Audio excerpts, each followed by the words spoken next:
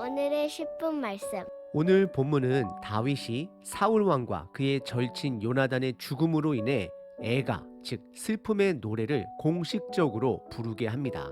1장 11절과 12절에 보시면 다윗은 사울 왕과 요나단의 죽음의 소식을 듣게 됩니다. 그리고 그는 옷을 찢고 금식하며 슬퍼했습니다.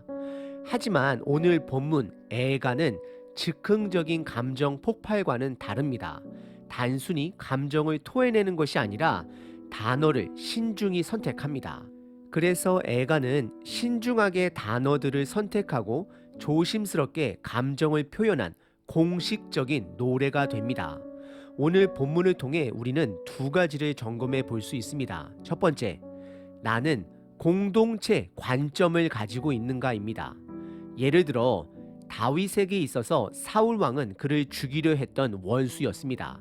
하지만 다윗은 사울 왕의 죽음을 하나님이 한때 기름을 부었던 자로 공동체 관점으로 그의 죽음을 바라보고 진심으로 슬퍼합니다. 저와 여러분들은 나 중심적인 관점을 가지고 내 가정을 바라보고 교회를 바라보고 세상을 바라보고 있지는 않은지 스스로 점검해 보셔야 합니다. 그리고 두 번째 점검해 볼 점은 나는 다른 사람들의 슬픔에 동감할 수 있는 자인가를 점검해 보셔야 합니다. 현대 교회에는 기쁨의 찬양은 많이 불러지고 있습니다. 하지만 오늘 다윗이 표현한 슬픔의 애가는 거의 사용하지 않습니다. 이것은 우리들에게 무엇을 말하고 있는 것일까요? 오늘 본문 다윗은 이스라엘 첫 번째 왕 사울 왕의 죽음과 그의 절친 요나단의 죽음을 위해 애가를 공식적으로 만들고 그를 따르는 백성들에게 그 애가를 가르칩니다. 오늘 본문은 크게 세 부분으로 나눌 수 있습니다. 첫 번째는 이스라엘의 잃어버린 영광을 노래합니다. 두 번째, 두 용사를 칭송합니다. 마지막 세 번째, 다시 슬퍼합니다. 첫 번째 부분은 17절서부터 21절까지 이스라엘의 잃어버린 영광의 노래입니다. 다윗은 17절과 18절에 분명하게 사울 왕과 그의 아들 요나단을 위해 애가를 만들게 되고 야살의 책에 기록하게 합니다. 야살의 책은 다윗과 솔로몬 시대 때의 역사적인 주요 사건들을 편집하여 시로 모아둔 책을 말합니다. 그리고 노래의 제목을 활 노래로 짓게 됩니다. 활은 요나단과 다윗이 헤어지기 전에 사용했던 암호 신호로 사용했던 무기였습니다. 하지만 이 활이 전쟁에서 사용되는 활을 말하는 것인지 아니면 악기의 활을 말하는지는 명확하게 알 수는 없습니다. 하지만 문자적으로 접근을 하면 전쟁용 활을 말하는 것입니다. 그리고 19절에서는 사울과 요나단을 두 용사라고 표현하며 그들의 죽음을 엎드려졌다라고 표현을 합니다. 그리고 20절에서는 그들의 죽음을 블레셋의 5대 도시 중 두 곳을 말하며 가드와 아스글론 거리에 알리지 말 것을 명령합니다. 왜냐하면 블레셋과의 전쟁에서 이 둘이 죽었기 때문입니다. 그리고 그들이 사울 왕의 죽음의 소식을 듣게 되면 그들의 우상 다곤을 찬양하며 이것은 단순히 이스라엘만의 수치가 아닌 하나님의 이름에 누가 되기 때문에 다윗은 이것을 알리지 말라라고 노래합니다. 그리고 21절에 사울 왕과 요나단이 죽은 길보아 산을 저주합니다. 이슬과 비가 내리지 말 것과 산에서 모든 곡물들이 사라지게 될 것을 저주합니다. 그리고 그 두 사람의 죽음을 두 용사의 방패가 버림바 되었다라고 표현하고 있습니다. 다윗은 이스라엘 백성들에게 그들의 잃어버린 영광을 의도적으로 두 가지 목적을 가지고 기억하도록 합니다. 첫 번째는 사울 왕과 요나단의 애도를 위해 기억합니다.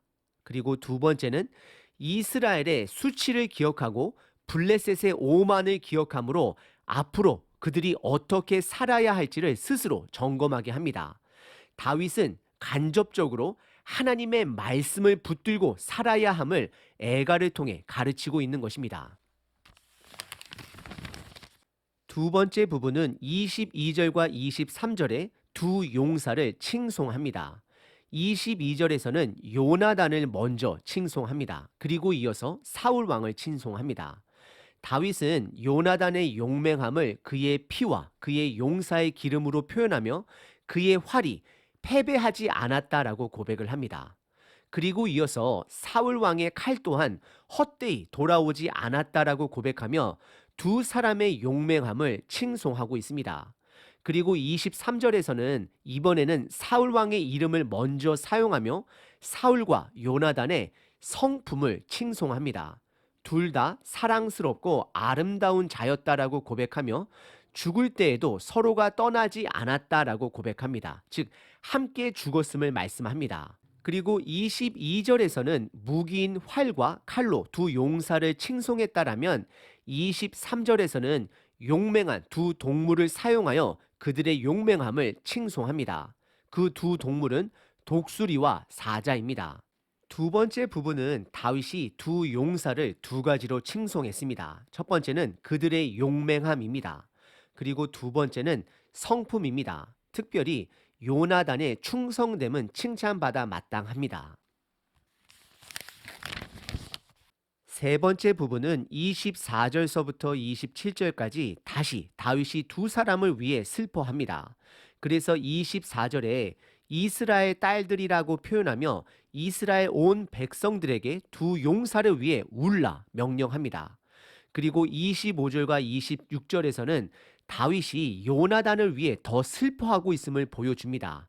25절에 보시면 두 용사가 전쟁 중에 엎드려졌고 즉 죽었고 요나단이 산에서 죽었음을 슬퍼합니다. 그리고 26절에서는 요나단의 충성심을 사랑으로 표현하며 슬퍼합니다. 그 내용은 요나단의 사랑은 충성은 여인의 사랑을 능가하는 충성이었음을 다윗은 고백합니다. 요나단은 사울 왕의 아들이었습니다. 그래서 요나단은 분명히 그의 아버지의 뒤를 이어 본인이 왕이 될 것을 어렸을 때 기대했을 것입니다. 하지만 다윗이 왕이 될 것을 알았음에도 불구하고 그는 오히려 기뻐하였습니다. 그리고 요나단이 친구로서 끝까지 다윗에게 충성했던 것처럼 요나단은 아버지 사울 왕에게 끝까지 충성한 자였습니다. 그래서 아들 요나단은 아버지 사울과 함께 죽음을 맞이한 것입니다. 그리고 마지막 27절은 애가를 마무리합니다. 27절입니다. 오호라 두 용사가 엎드려졌으며 싸우는 무기가 망하였도다 하였더라. 다윗은 애가를 만들어 그의 백성들에게 첫 번째 부르게 하고 두 번째 슬프게 하고 세 번째 기억하게 합니다. 하나님은 다윗의 애가를 통해 저와 여러분들에게 두 가지 가르침을 주시고 있습니다. 첫 번째, 하나님 중심으로 삶을 바라보게 하십니다. 비록 사울 왕은 다윗을 죽이려 했던 자였음에도 불구하고 다윗은 이스라엘의 첫 번째 기름 부음을 받은 왕으로서 그의 죽음을 슬퍼합니다.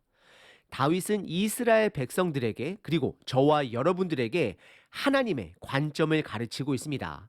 하나님 중심, 하나님 관점으로 살아간다는 것은 나 중심적인 생각을 잠시 내려놓고 공동체 중심으로 내 삶을, 이웃을, 교회를, 가족을 바라보고 사는 것입니다. 예를 들어 자녀들이 본인의 형제, 자매들을 바라보는 관점과 부모가 그들의 자녀들이 하나 되기를 바라보는 관점은 매우 다릅니다. 부모가 자식을 바라보는 관점과 자식이 서로의 시블링을 바라보는 관점은 매우 다릅니다. 하나님은 다윗의 애가를 통해 나 중심적인 생각을 버리게 하십니다. 그리고 공동체 중심적 사고를 훈련시키고 있습니다.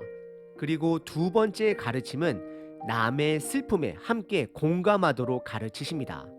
현대 교회에는 기쁨의 찬양은 많이 불러지고 있는 반면에 왜 애가와 같은 슬픔의 노래는 보기 드문 것일까요? 이것은 우리들에게 무엇을 말하고 있나요? 시대가 가면 갈수록 점점 이웃과 멀어지는 시대 속에 살아갑니다.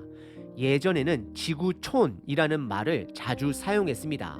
이것은 지구 전체를 한 마을로 표현한 것입니다. 하지만 시대가 가면 갈수록 가족 안에서 배우자의 감정, 자녀들의 감정, 더 나아가 교회 식구들의 감정, 이웃 식구들의 감정에 무관심하게 지내고 있는 것은 아닌지 스스로 돌아보시길 바랍니다. 오늘 하루 다윗의 애가를 생각하며 나 중심적 관점을 내려놓으시고 공동체의 관점을 회복하시는 저와 여러분 되시길 바랍니다. 그리고 더 나아가 가족 안에서 내 배우자를, 내 자녀들의 감정 또한 그들 입장에서 헤아림을 연습해보는 하루 되시길 바랍니다.